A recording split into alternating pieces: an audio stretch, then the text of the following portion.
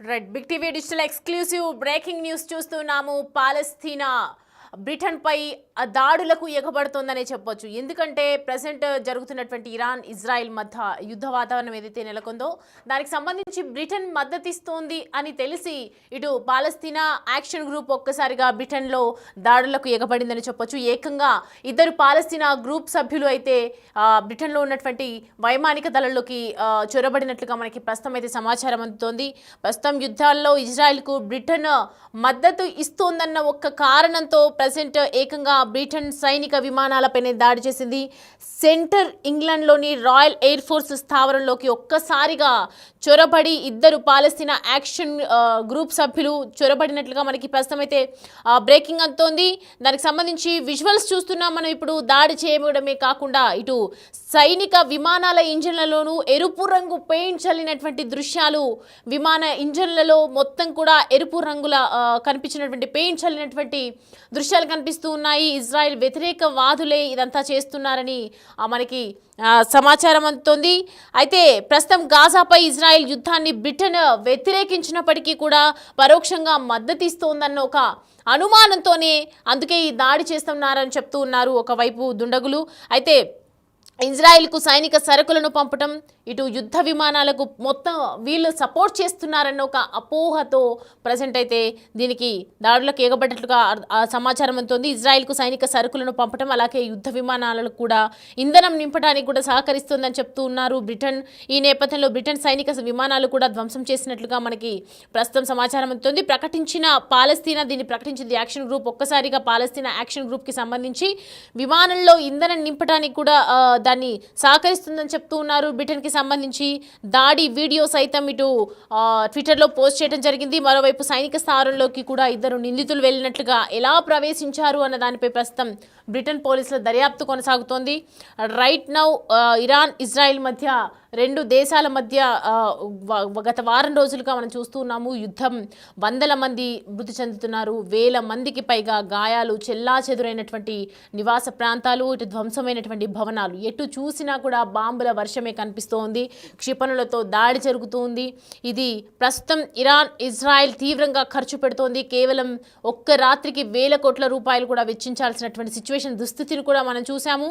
అయితే ఎందుకు ఈ స్థాయిలో మరి ఇంత దారుణమైనటువంటి సిచ్యువేషన్స్ కనిపిస్తున్నాయనేది మాత్రం ఇంకా ఒక కొలిక్కి వచ్చే అవకాశాలు అయితే కనిపించట్లేదు. ఇజ్రాయెల్ ఇరాన్ మధ్యలో ఇరాన్ల మధ్య ఒక భీకర పోరు కొనసాగుతుందని చెప్పొచ్చు. ఇప్పటికే యుద్ధం ప్రారంభమైనటువంటి వారం రోజులు అయిపోయింది. ఇది 8వ రోజుగా జరుగుతున్నటువంటి నేపథ్యంలో మొదట్లో ఇరాన్పై రెచ్చిపోయినటువంటి ఇజ్రాయెల్ ఆ తర్వాత కొంతగా నెమ్మదించిందని చెప్పొచ్చు.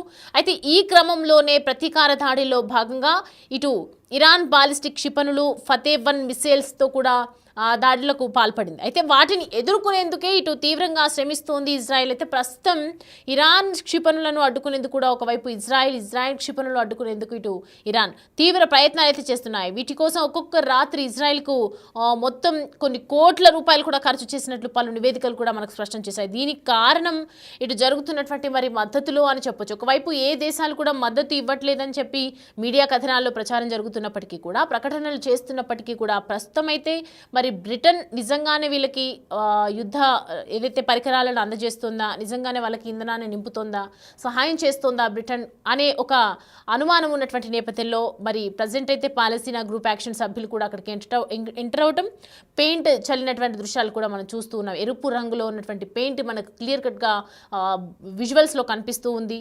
ఎరుపు రంగు పెయింట్ చల్లారు ఇజ్రాయెల్ వ్యతిరేక వాదులు అని చెప్పేసి, దానికి సంబంధించి ఎక్కడో ఇజ్రాయెల్కి సపోర్ట్ చేస్తోంది బ్రిటన్ అని చెప్పి ప్రస్తుతం అయితే బ్రిటన్కి సంబంధించి కూడా ఇటు దాడులకు ఎగబడుతున్నటువంటి నేపథ్యం అయితే ఉంది కనిపిస్తోంది.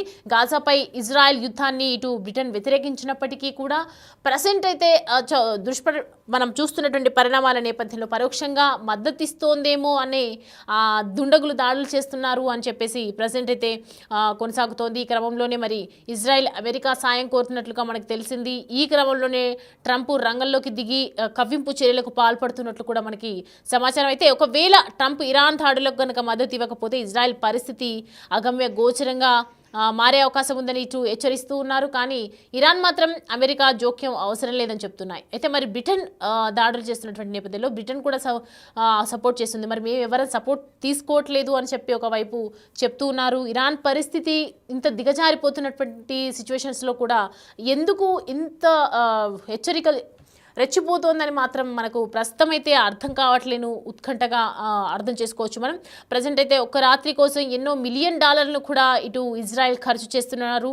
అలాగే అంటే ఇండియన్ కరెన్సీ ప్రకారం చూసుకుంటే కూడా ఇటు కొన్ని వేల కోట్లు, దాదాపు 2,400 కోట్లకు దిగి మరి అంత ఖర్చు చేసుకొని దేశం ఆర్థిక సంక్షోభాల గురించి ఆలోచించకుండా ఇటు ఒక దేశం నుంచి మరొక దేశంకు క్షిపణులతో దాడులు చేయటం, ఇంత మిసైల్స్ ప్రయోగించడం, స్థావరాలను నాశనం చేసే విధంగా చేయటం అనేది నిజంగా ఒకవైపు బాధాకరమైనటువంటి సిచ్యువేషన్ అని చెప్పుకోవచ్చు. ఇటు పౌరుల మీద దాడులు చేయటం, ఇజ్రాయెల్కి సంబంధించి ఇజ్రాయెల్ అంతటా కూడా పౌరుల మీద దాడులు చేస్తున్నటువంటి నేపథ్యాలు, అక్కడ రెసిడెన్షియల్ స్కూల్స్ కావచ్చు, అక్కడ ఉన్నటువంటి కొన్ని మెయిన్ పౌరుల మీద, సిటిజన్స్ మీద పడుతూ ఉన్నారు.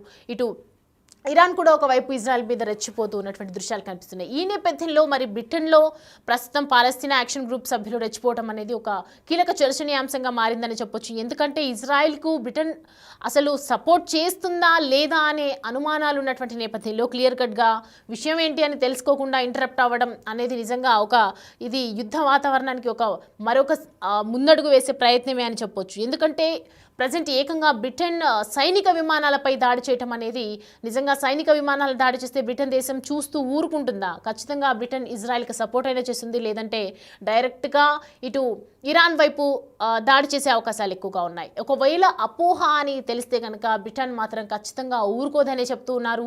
ఎందుకంటే ఒక్కసారిగా పాలస్తీనా యాక్షన్ గ్రూప్ సభ్యులు చొరబడి మరి సైనిక విమానాలను ధ్వంసం చేసినటువంటి సిచ్యువేషన్ కనిపిస్తోంది అంటే మరి ఇరాన్ ఊరుకుంటుందా, ఇజ్రాయెల్ ఊరుకుంటుందా, ఇజ్రాయెల్కి సపోర్ట్ చేస్తుందా బ్రిటన్?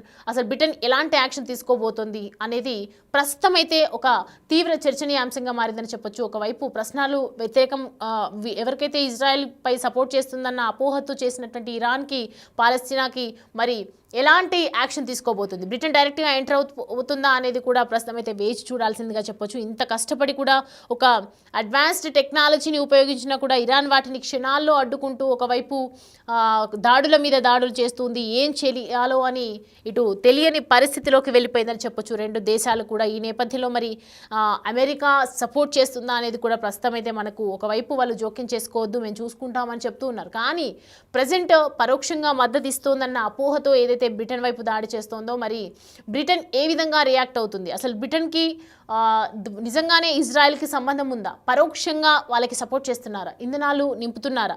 మరి వాళ్ళకైతే ఏదైతే యుద్ధ సామాగ్రి ఉందో వాళ్ళకి తెలియకుండా దొంగచాటున పంపిస్తున్నారా?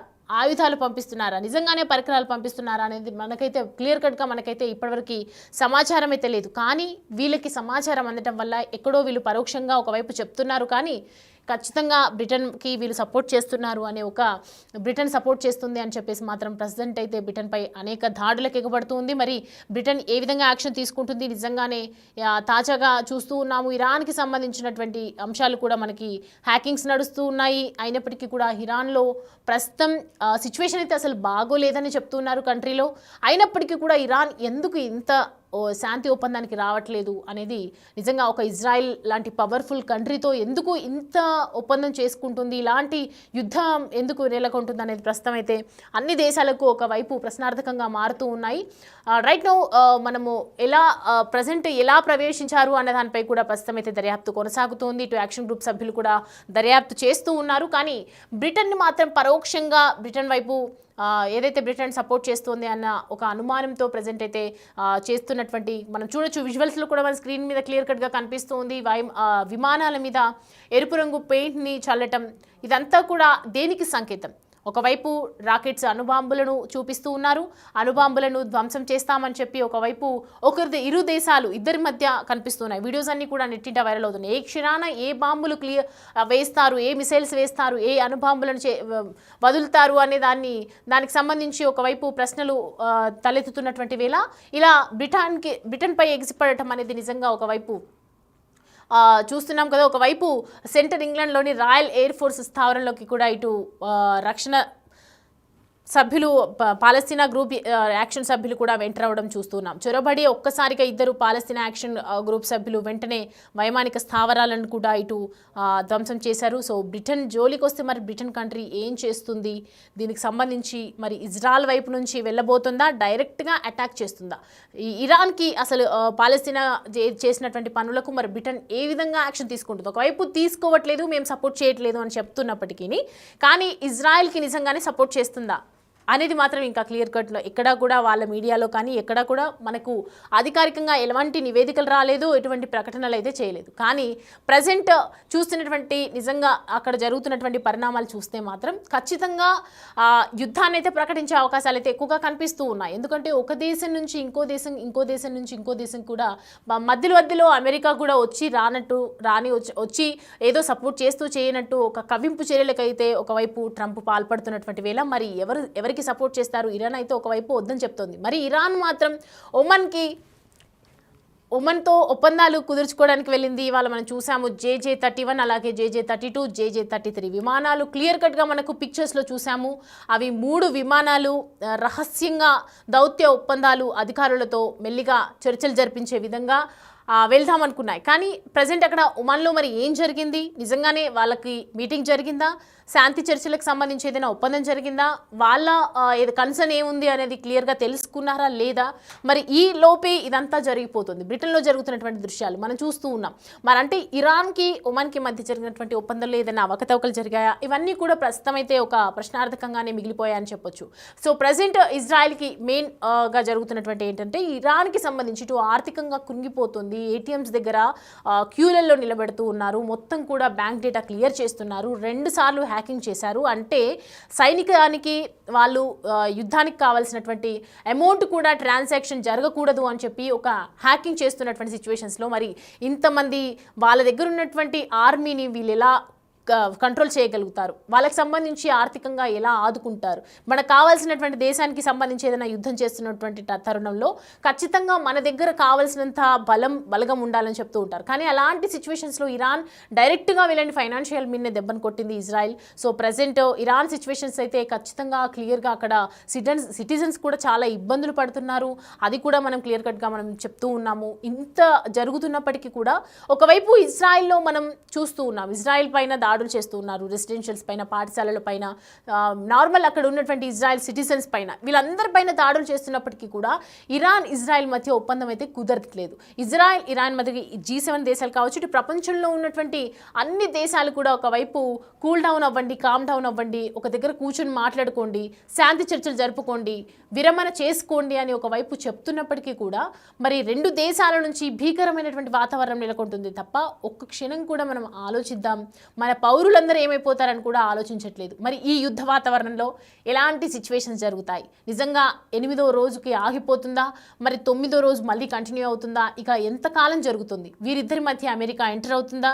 రష్యా ఏం డిసైడ్ అవబోతుంది? మరి ఇప్పుడు జరిగినటువంటి సిచ్యువేషన్ చూస్తుంటే హాట్గా బ్రిటన్ ఎలాంటి అడుగు వేయబోతుంది? ఇదే ప్రస్తుతం జరుగుతున్నటువంటి సిచ్యువేషన్. మరి వీరిద్దరి మధ్య యుద్ధం ఆగేలా ఉండాలంటే ఎవరు యాక్షన్ తీసుకోవాలి? ఏ దేశం ఎంటర్ అవ్వాలి? అసలు వీరిద్దరే శాంతి చర్చలు జరుపుకుంటారా? ఒప్పందం చేసుకుంటారా? కాల్పుల విరమణ జరుపుకుంటారా? ప్రస్తుతం అటాక్స్ తగ్గిస్తారా? ఇదే ప్రస్తుతం జరుగుతున్నటువంటి చర్చ.